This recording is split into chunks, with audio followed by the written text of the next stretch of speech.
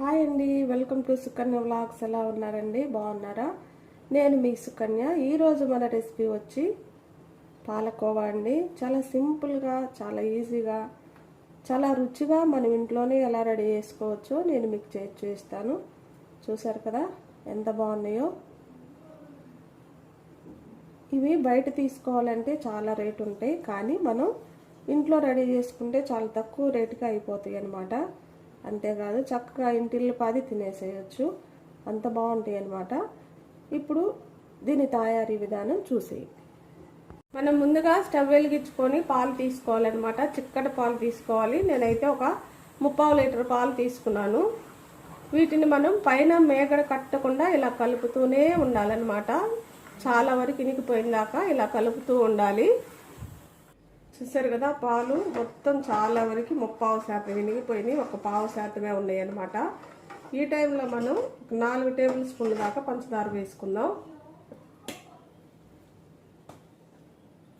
పాలు పెంచుకునే పని అయితే పంచదార కూడా పెంచుకోండి.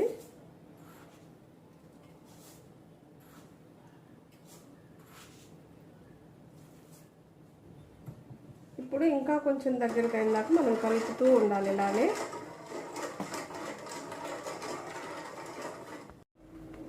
చూసారు కదా, చిక్కగా అయిపోయింది కదా.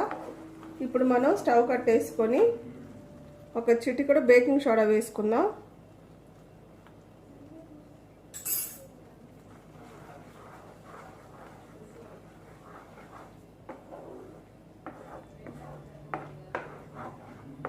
కాసేపు దీన్ని చల్లగా ఉండవండి.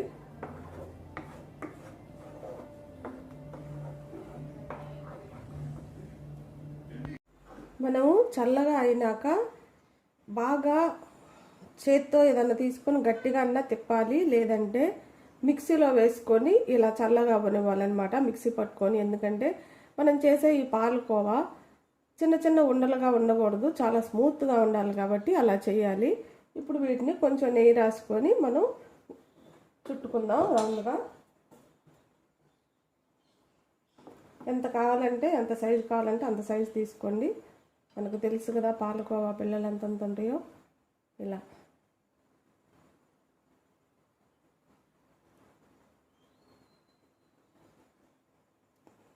చాలా నున్నగా చుట్టుకోండి, ఎక్కడ ఇది లేకుండా.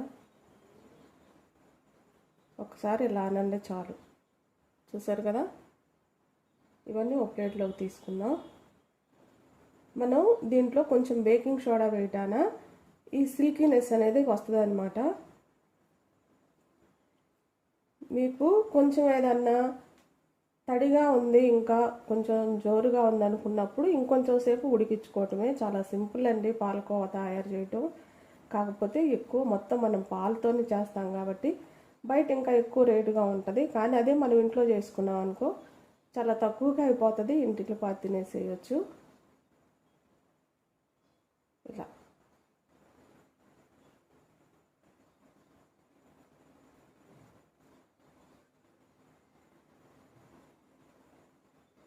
ఇలా ఈ మొత్తం అలా రెడీ చేసుకుందాం.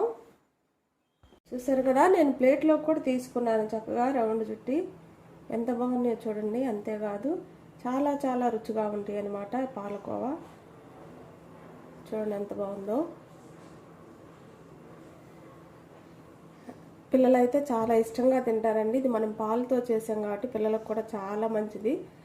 మనం చేసేటప్పుడు నెయ్యి వేసుకోలేదు అసలు, ఎందుకంటే ఈ పాలల్లోనే మరిగిచ్చినప్పుడు చాలా నెయ్యి వచ్చినట్లు అయిపోతుంది అనమాట. మీరు చేతితో మాత్రం నెయ్యి రాసుకొని ఇలా చేసుకోండి, చాలా చాలా బాగుంటాయి అన్నమాట.